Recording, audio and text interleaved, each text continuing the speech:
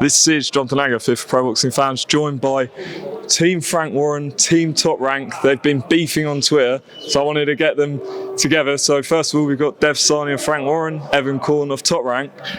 How are you guys? Is there a bit of friction here or not? No, I mean, I'm just excited. Came off a long flight, so Dev's got the advantage, but we're ready to go. It's exciting times. Did you hear that? He's come off a long flight, just like Artur Beterbiev did a few days ago. How is it affecting you? How's it affecting your confidence? Jet lag affects me, but Artur Beterbiev is not a mortal man.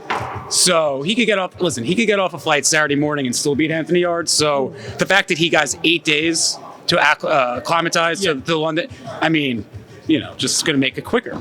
How was his 38th birthday over the weekend? It was good.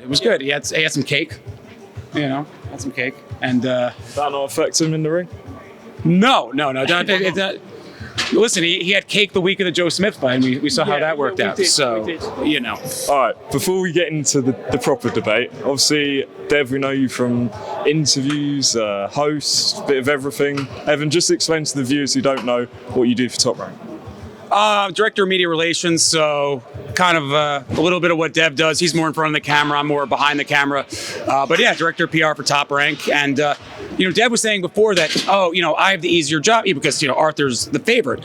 But what Dev's doing is actually positively brilliant because, listen, he's crowing about Anthony Yarde, right? He's going to win. He's going to knock out the beast from Chechnya and all this. But so if Anthony Yarde does it as a 7-1 underdog or 8-1 underdog or whatever it is, 10-1, I got the. There we go. Yeah, well, 10-1. He's going to look positively brilliant. I'm using all the British slang because I'm here. He's going to look absolutely brilliant because he picked the big upset. But if Beterbiev wins, he'll just say, oh, he's just a legend. That's what was supposed to happen. So it's a win-win for him and for Top. And for me, if I say Beterbiev wins, that's what he was supposed to do. And if he loses, then he can just crow and keep bragging. And so really, it's a win-win for Dev. Win-win for win. We'll lose half win for me at best. Look, the only win that counts is Anthony Yarde on Saturday night when he does win, because I'll tell you why.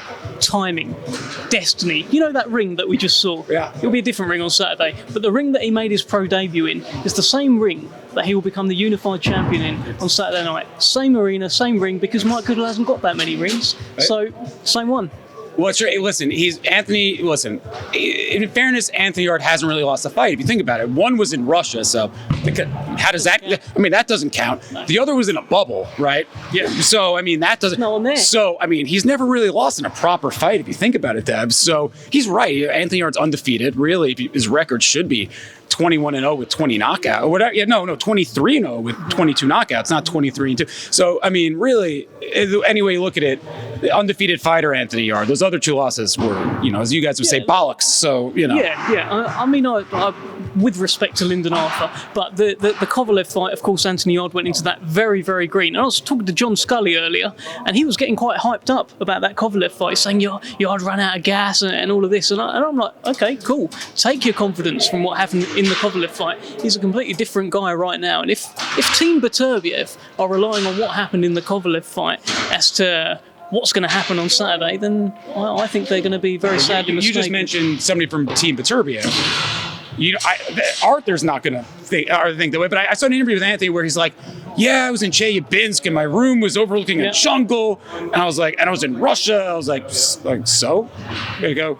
You see, regardless, the difference is between Anthony Yarde and Artur Beterbiev, and listen, utmost respect for Anthony Yarde because the way he fights is something that if everybody fought the way he fought, we'd have more fans. Oh yeah. But that being said, regardless of what happens, Artur Beterbiev is not going to make an excuse if he loses, because you're talking a real man here. He'll take his loss like a man. He's not going to say the hotel wasn't great. Oh, London. Oh, it was too cold at Wembley Park. You're not going to hear that from Artur Beterbiev. It is pretty cold though. He's a real sportsman. Real sportsman. What we may hear instead of that is maybe I am feeling a bit older. I am now 38. I have had over 300 amateur fights. It was a long flight on the way over. I don't know.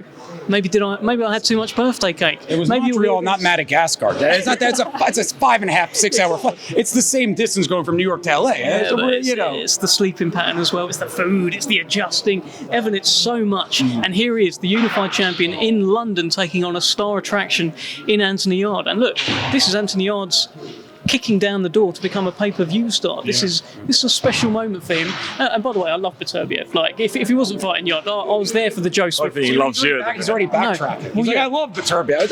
Now he loves Beterbiev. I'll love him when he's 18-1. He'll still be, one of my favourite fighters. No doubt about that. But it's timing, mate. This is the one. And Anthony Yarde's ready. I think what happens is when you get a pound for pound level fighter, they're coming over to the UK, a truly great fighter.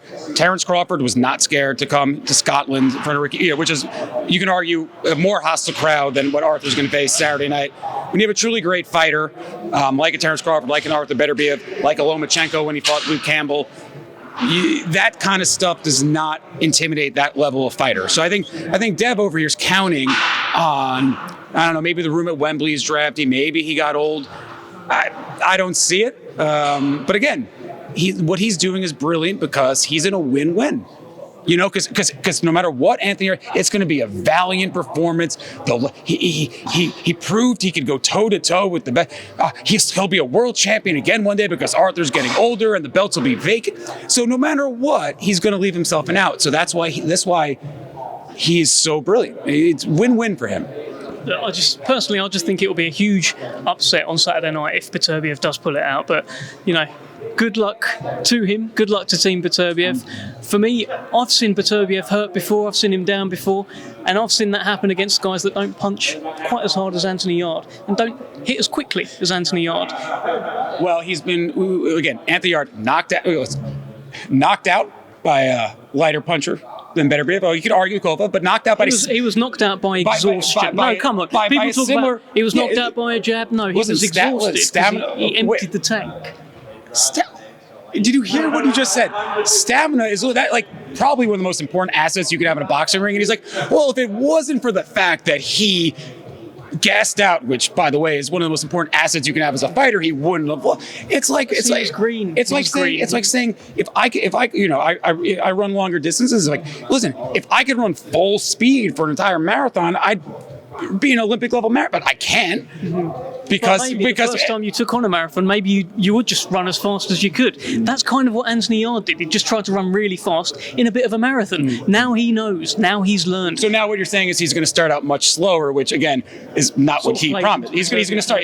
So Anthony Yarde's just going to jog. If Anthony Yarde comes out jogging out of the gates like a marathon, Beterbiev's going to knock him out in 2 rounds. That's not what I'm getting at. What I'm getting at is when there is a moment where he hurts Beterbiev, and he will hurt Beterbiev, he won't go hell for leather, throw the kitchen sink, empty the tank in the same way he did with Kovalev. This time, when he hurts Beterbiev, he'll finish the job and it'll be composed. Well, listen, if he hurts him, he better finish the job because if he lets Beterbiev off the hook, game over. If he knocks him down, Beterbiev gets it's game over. Well, we shall see. We shall see. Can we finish this off by doing a bet? So if Beterbiev wins, maybe you've got to buy him a beer or... So that's an unfair bet to Dev because Beterbiev is the 10-1 favorite. So it's not... Listen, I'm a man of honor and integrity, and if I take a straight-on bet... Listen, I pay attention to the bookies. If I take a straight-on bet on a 10-1 fight, how is that fair to him? Look, I'm game. I'm game as a badger when it comes to this. So if he names it, I'll take the bet, but I feel a little bad about it. Yeah, I've already placed a bet with the bookies, which I will reveal closer to fight time once I've got through a few more interviews. I think his last bet last week was 5p, so he's upping his bet to 25p. That was on Liam Smith to win. Yeah. So yeah. So upping the bet to 25p. Come in, didn't it? So he's 10-1 on 25p. He could have a hell of a time at spoons on that with those winnings. So I know you love spoons, Evan. Anyway. Guys, appreciate your time. Let's see how this week goes. I'll make sure security's on both of you. Do you want to get final predictions? Yeah, go on, final predictions. Knockout in 4. Beterbiev. Knockout in 4. Yarde. Knockout in 4. I don't think it's going much longer anyway. Whoever wins. Oh, we've actually sent the judges back. They landed today. We was like, turn around, mate. As Bob No said, point. well, why are we paying these? Why are we paying these freaking guys? So the need. judges are back. Yeah. No need. All right, guys. Appreciate your time, and we'll see how this rest of the week goes. Looking forward.